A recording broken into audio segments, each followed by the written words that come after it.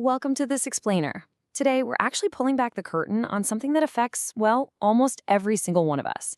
If you've ever felt totally frustrated by the endless grind of schooling, the constant tests, the degrees, only to find yourself really struggling to get your footing in the real world, you are definitely not alone.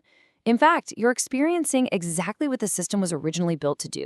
So get ready, because we're about to uncover the historical, systemic design behind traditional education, and we'll figure out exactly why it operates the way it does. Okay, let's dive into this. Think about outliers for a second. People like Bill Gates, Mark Zuckerberg, Gautam Adani, or Richard Branson. What do these highly successful individuals actually have in common? Well, they all managed to escape the exact same trap that the average student proudly walks into every single day.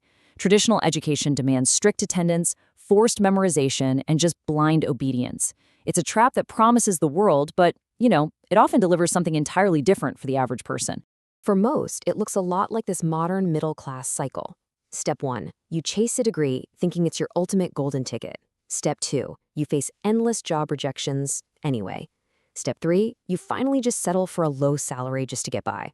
And step 4, you end up trapped by EMIs for a car or a house, living in this constant fear of losing that job.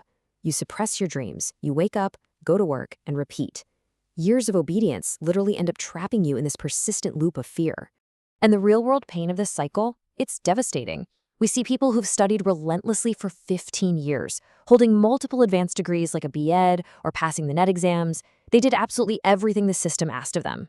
Yet, what's the reward? Too often, it's isolation, unemployment, and even societal mockery from their own relatives.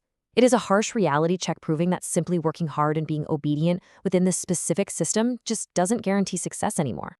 Which brings us to a massive plot twist. If doing everything right leads to this much struggle, you really have to ask yourself, who actually created this system and why on earth is it designed this way?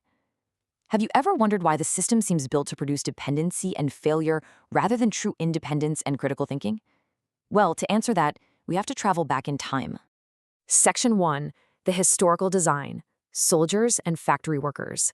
Let's pull back the curtain on its shocking 19th century origins. In 1806, Prussia was defeated by Napoleon's army. Concurrently, between 1760 and 1840, the Industrial Revolution was completely reshaping the global economy. And a bit later, in 1835, the English Education Act was passed in India. Now, these might seem like completely disparate historical events, but as our sources connect them, and this brilliantly illustrates the point, they are actually a cohesive, calculated global shift towards mass control. Let me explain how. Let's start with Prussia. When they lost to Napoleon back in 1806, their leaders realized their army lost because soldiers were actually thinking for themselves on the battlefield instead of just blindly following orders. So they created the Prussian education system. Actually, scratch that. It wasn't just a system, it was an 8-year compulsory program explicitly designed not to create independent thinkers, but to create mindless, obedient soldiers. The whole goal was to eradicate the free will of children early on, so that as adults, they'd follow orders without asking a single question. Then, during the Industrial Revolution, machines could suddenly do incredible amounts of work. But there was a major problem for the factory owners. People were independent farmers and artisans. Why would they want to leave their self-sustained lives to go work in someone else's miserable factory?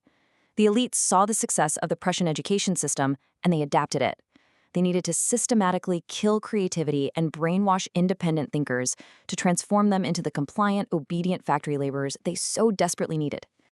Section 2, the colonial shift in India. How did this global design of obedience find its way into British India? The colonial rulers needed to control a massive population with very few British officials. Their solution is captured perfectly in 1835 by Lord Macaulay, who stated that education should create a class of persons, quote, Indian in blood and color, but English in taste, in opinions, in morals, and in intellect.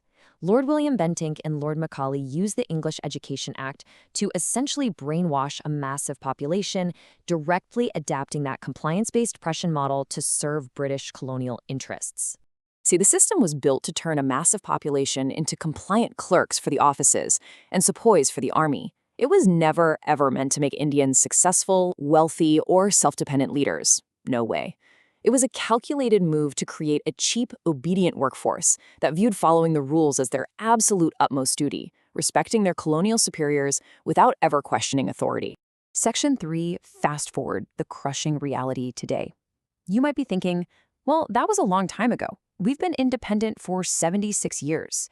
But the tragedy here is that the core foundation of that system hasn't changed. Today, parents still proudly enroll their kids into these exact same compliance factories, viewing the biggest, strictest schools as mere status symbols, completely unaware of the historical trap waiting for their kids. So the crucial point is, look at this harsh reality from the International Labor Organization. A staggering 65% of the youth in India are currently jobless. Millions of people who went through the 15-year education pipeline, aiming for perfect attendance, are left with absolutely no prospects to show for it. And the data gets even more concerning when we zoom in on the younger demographic. 42%. That is the percentage of young graduates under the age of 25 who are currently unemployed. These aren't dropouts, right? These are individuals holding the very degrees the system promised would absolutely guarantee them a safe, secure, and prosperous future. Now, what's really interesting about this data is that no one is truly immune to this systemic failure. Looking at recent 2023 numbers for unplaced students at India's most prestigious engineering institutes, the IITs, the numbers are alarming.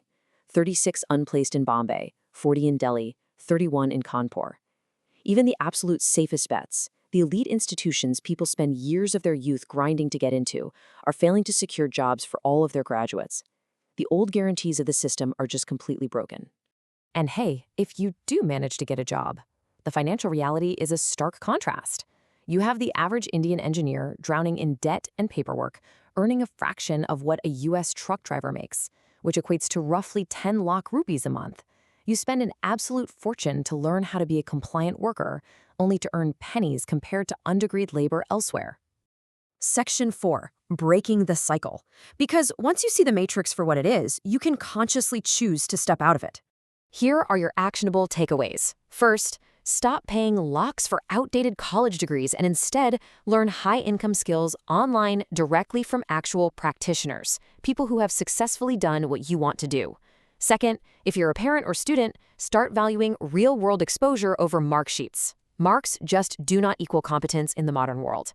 Third, look beyond math, physics, and chemistry. The world is vastly more dynamic, and there are countless other avenues for modern, affordable skill building.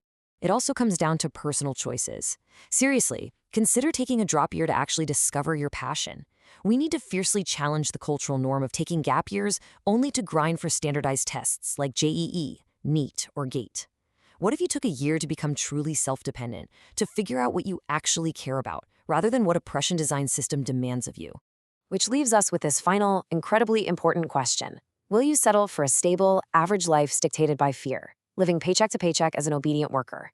Or will you break the cycle, take control of your own education, and chase your actual dreams? The system wants you to be compliant, but your future demands that you be courageous. The choice is entirely yours. Thank you for joining me on this explainer, and I really hope this helps you rethink the path ahead.